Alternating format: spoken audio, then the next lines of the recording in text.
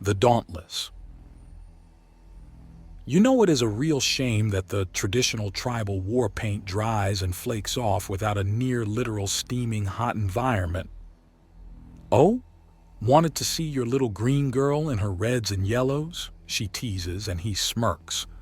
Well, I've seen you in all but that at this point, so you can't blame a man for being curious, he remarks. You can't imagine it? She asks. I have a very good imagination, but imagination is one thing. Seeing it in person is another, he says, and she chuckles throatily. So 3 days, hun? 3 days and 8 hours. The doctor added on more when I went a few minutes over. Workaholic. She accuses him, and he doesn't even try to deny it. So how bad is your situation with the Lopen representative that just left? There's a tourism industry where you can observe the tribes of Brule from a safe distance. The tribes understand that if they just ignore the weird things in those places, then they won't be bothered. And if they want to find out more, they can always climb the mountain. Meaning join the advanced societies built around the mountain peaks. Yes, leave the traditional life and embrace galactic life. The traditional paints drying off and flaking away in the wind. Even here in this much more comfy office, it's still too cold and too dry for the paints to do anything but harden and flake away. Nikta notes. Pity. Oh? So you'd be up for a tribal savage taking you hostage and having her wicked way with you. I'm old, not dead, he remarks, and she pauses before snorting. Oh, we both know that's a lie. You're keeping the gray around, but I know you've gotten younger, Mr. Always in Heat. I can smell it. She accuses him, and he smirks.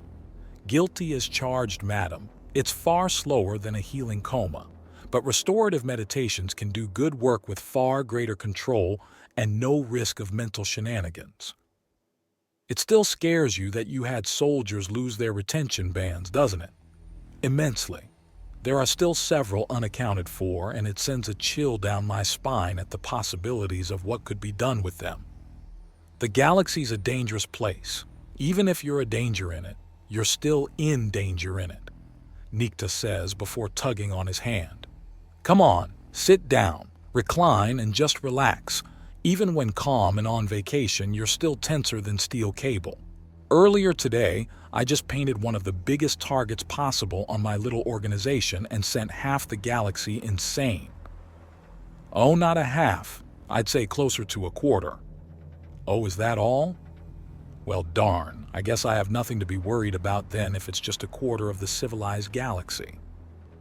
Sarcasm is a truly universal language, and one that Nikta appreciates as they recline on what looked like a decorative tribal banner, but was actually a hidden hammock, easily big enough for a human and strong enough for even a Canador. You know, I can get off work a little early. One of my aides is looking for a promotion, and seeing if she can handle an hour of my job would be a great way to test her, Nikta offers. Oh? So I can have this visit be something other than a quick, cute little visit? Yes. Give me a minute to set it up, you big lug. If you're on vacation, then we're eating at the park, she says, and he knows which park she's referring to, and she knows he's already had a bit of food to eat. But with how much more a human needs a full meal for both of them is still on the plate. She starts to move to get off him, then pauses and reconsiders before snickering to herself a little. She simply pulls out her communicator, and Admiral Cistern respectfully examines the crossed spearheads above them while she enters in her codes. Not that she would mind, but it's still polite. She sends a few text messages and reclines against him. There's a slight clinking and clanking as the tribal anklets she's wearing today rattle against each other. About 2 minutes later, the door opens and a Go-Bee with slightly darker green skin and shocking white hair to counter Nikta's jet black walks in. Aridi! Perfect! My man is on forced vacation and I want to spend as much time with him as possible. You want your chance to prove to me you can do my job. Here it is. Do well enough and you'll get a pay jump even if you don't get the promotion. You game. On it. Is there something special to deal with or particular problems? The ambassador of the Valcut system is pissed at us because the idiot daughter of one of their more prominent businesswomen ignored all the signs and warnings about the sacred caves and promptly met the fate of all trespassers. You just need to keep giving her the runaround without promising to pay a queen's ransom and stall until official hours are over. When we reopen, I'll be there to handle her again. Give her the runaround? Not what I expected. Aridi protests and Admiral Cistern chuckles. It's more common than you think. Oftentimes, you need much more time than people give you to get things moving, so you have to be good at distracting people and getting them to think that things are moving before you can actually start them moving. Placating statements, brushing things off, and confusing people. They're all important skills, Admiral Cistern says as he rises from the hammock while holding up Nikta. She gives him a slight flick in the forehead. Hey, you're on vacation. Stop teaching, instructing, commanding, and ordering. Relax, she orders him. My apologies, he says with a smile, and Nikta does a twist to get out of his grip and land on her feet easily.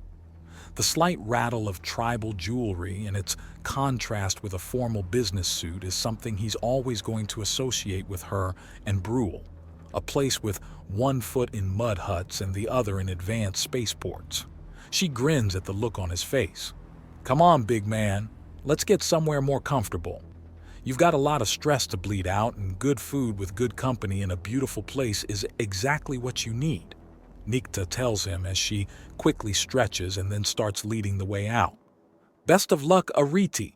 Luck? I won't need luck. I'm ready for this. I know I am, Ariti calls out.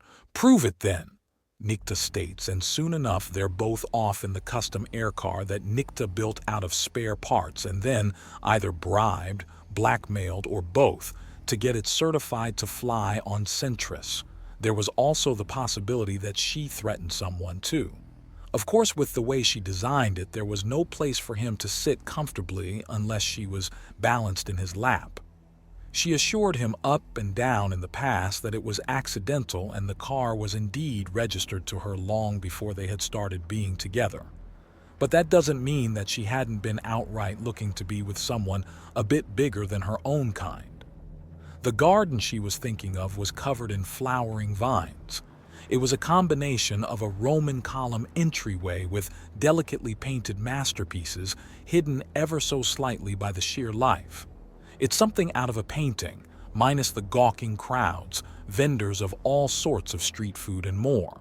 He insists on paying, mostly seeing as how his snack is still easily as large as her meal. They find a patch of rest moss that's a slight distance away from the crowds and relax onto it to have a little picnic. It takes about 3 minutes until a gathering crowd starts staring at them. None of them say anything, so they're gamely ignored. Of course this would be a thing. You don't get to drop a bombshell on the whole galaxy and expect public privacy now, can you? Nikta asks rhetorically. Public privacy? Interesting turn of phrase. He teases her gently. You know what I mean. How long until they start asking questions and bothering us? Nikta asks. Let's cut some of it off at the knees then, Admiral Cistern states as he sits up a little straighter from his more relaxed position. To the curious people in the crowd, I will preemptively answer most of your questions. In regards to the primal affairs with Skitterway, I've already given out the extent of my knowledge, and asking me any questions will not lead to anything I have already not said in a public manner. In regards to the military movements of the Undaunted, and particularly the recruiting, we have very basic requirements for joining but high standards to be fully sworn in. My personal life is none of your concern. Anything else? He asks, and there's a pause from the crowd. Have you read the newly released definition of humanity? It came out half an hour ago, someone asks. I'm on vacation at the moment, so no, Admiral Cistern replies. Oh, really? It's funny. Nikta brings up and he turns to look at her in surprise. I thought you already knew. How is it funny? It seemed fairly long and somewhat demeaning before. Oh, there are some great snippets, Nikta says eagerly as she brings out her communicator. Oh, like the bit about them being apex? Someone asks from the crowd. Humanity is designated as an apex species with a specialization in adaptation. They are obsessive with finding ways to overcome every obstacle in their way and devising new strategies and techniques for all things in life, be it for combat, administration, or bedroom fun. Who wrote this? Admiral Cistern demands. It's an official release on the Galactic Species Register. Nikta states, and he sighs. I see. He remarks as he pulls out his communicator and sends a text to his assistants back on the Dauntless. The answer back is not encouraging. 2 more hours vacation.